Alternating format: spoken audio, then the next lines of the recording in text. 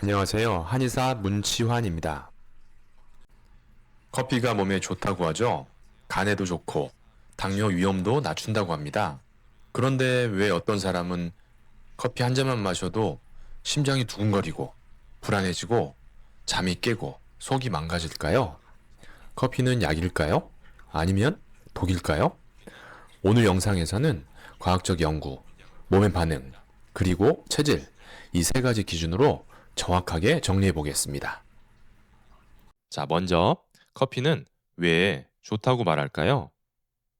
먼저 좋은 쪽 이야기부터 해보겠습니다. 커피에는 카페인과 폴리페놀, 특히 클로로겐산이 풍부합니다. 연구들을 보면 간암, 간경화의 위험을 감소시킨다. 또 제2형 당뇨를 좋아지게 만들 수 있다. 파킨슨병 위험을 감소시킨다. 항산화 효과에도 좋은 효과를 보인다. 이런 결과들이 꽤 일관되게 나오고 있습니다. 특히 간 기능 쪽은 꽤 강력한 근거가 있습니다. 그래서 커피는 건강 음료다라고 말하는 사람들도 있습니다. 여기까지 보면 커피는 거의 약처럼 보입니다. 그런데 왜 어떤 사람은 커피만 마시면 몸이 망가지게 될까요? 같은 커피인데 마시기만 하면은 심장이 두근거리고 손이 떨리고 불안해지고 위가 쓰리고 잠이 깨고 장이 불편해지는 사람들이 있습니다. 왜 그럴까요? 핵심은 이것입니다. 카페인은 각성 호르몬 시스템을 자극합니다. 카페인은 아데노신을 차단해서 우리 뇌를 비상 모드로 만들게 됩니다. 그 결과 아드레날린 호르몬 분비가 높아지고요. 코르티솔 호르몬 분비량이 많아지고요. 이 결과 심박수가 올라가고 혈압이 올라가게 됩니다. 즉, 몸은 스트레스 상황으로 들어갑니다. 문제는 이미 스트레스가 높은 사람입니다. 수면이 부족하고 또 긴장이 많은 사람은 커피 한 잔이 불에 기름을 붓는 역할을 할 수 있다는 겁니다. 그러면 공복 커피는 왜 논란이 될까요? 아침에 공복 커피 많이들 드시죠? 이때 일어나는 일은 간단합니다. 아침에는 원래 코르티솔 호르몬 분비량이 많아지게 됩니다.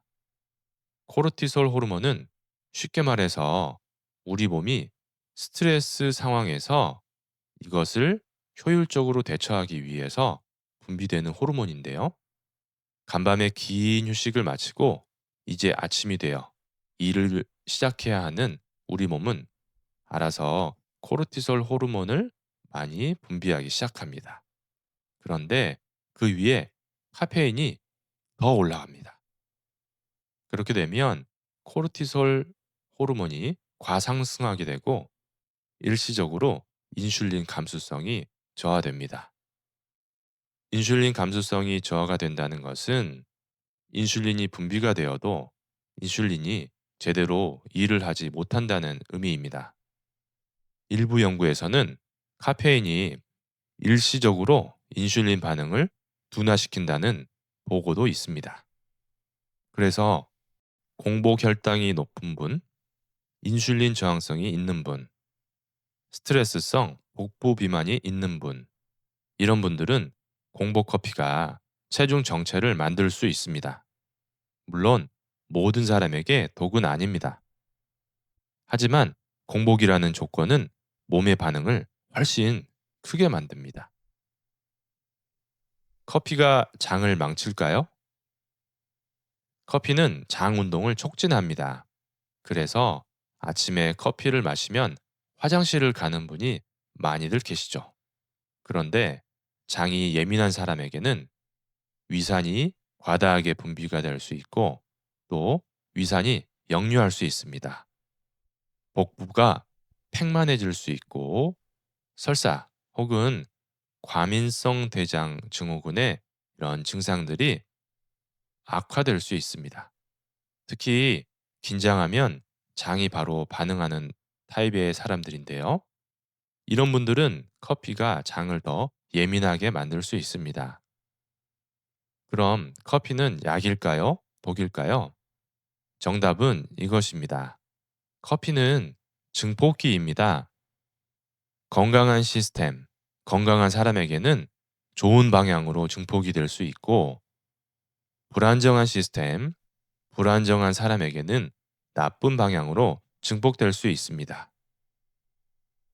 간이 건강하고, 수면이 충분하고, 스트레스 관리가 되고, 혈당이 안정된 사람, 커피는 약에 가깝습니다. 반대로 잠이 부족하고, 예민하고, 공복 혈당이 높고, 장이 약하고, 항상 긴장 상태라면 커피는 독처럼 작용할 수 있습니다. 체질적으로 보면 어떨까요? 제가 임상에서 많이 보는 패턴이 있습니다. 마르고, 예민하고, 손발이 차고, 긴장이 많고, 소화기가 약한 분들, 이런 분들은 커피에 굉장히 민감합니다. 반대로 체력이 좋고, 간 수치에 문제가 없고, 식사가 규칙적이고, 운동하는 분들, 이런 분들은 커피를 잘 소화합니다. 결국 음식의 문제가 아니라 몸의 상태가 문제입니다. 그러면 나는 어떻게 판단해야 할까요? 이게 제일 중요할 것 같아요. 다음 6가지를 한번 체크해 보세요. 커피를 마신 후, 첫 번째, 심장이 빨라진다. 두 번째, 손이 떨린다. 세 번째, 불안해진다. 네 번째, 속이 쓰리다. 다섯 번째, 오후에 더 피곤해진다. 여섯 번째, 잠이 얕아진다. 3개 이상 해당하면 지금 몸 상태에서는 커피가 약이 아닐 가능성이 높습니다. 자, 그러면 커피를 약처럼 마시는 방법이 있을까요? 완전히 끊으라는 말이 아닙니다. 다만 이렇게 바꿔보세요. 커피를 공복에 마시지 말 것. 식후 30에서 60분 후에 마셔볼 것. 하루 한 잔에서 두 잔 이하로 마실 것. 오후 2시 이후는 피해볼 것. 수면이 망가졌다면 일단 중단을 해주세요. 그리고 제일 중요한 것, 피곤해서 마시는 커피는 에너지를 빌려다 쓰는 겁니다. 한의원에서 환자분들을 보다 보면 이런 분들을 많이 만나게 됩니다. 특히 출산한 지 얼마 되시지 않은 그런 엄마들한테 많이 보이는 현상인데요.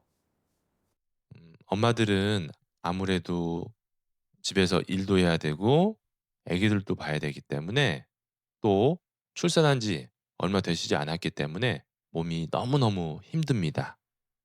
이것을 극복하기 위해서 우리 아기 엄마들이 커피를 거의 보약처럼 마시는 경우가 많습니다.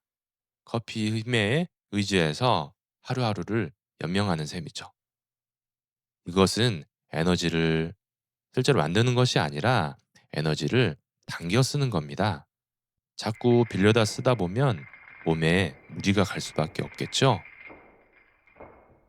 자, 마지막으로 정리하겠습니다. 커피는 만병통치약도 아니고 절대 악도 아닙니다. 커피는 당신 몸의 현재 상태를 드러내는 신호입니다. 커피를 마시고 더 건강해졌습니까? 아니면 더 불안해졌습니까? 몸이 답을 알고 있습니다. 오늘 영상이 도움이 되셨다면 좋아요와 구독 부탁드리고요. 다음 영상에서는 커피와 장내 미생물, 정말 유익균을 죽일까? 이 주제로 이어가 보겠습니다. 여러분의 몸은 여러분 편입니다. 감사합니다.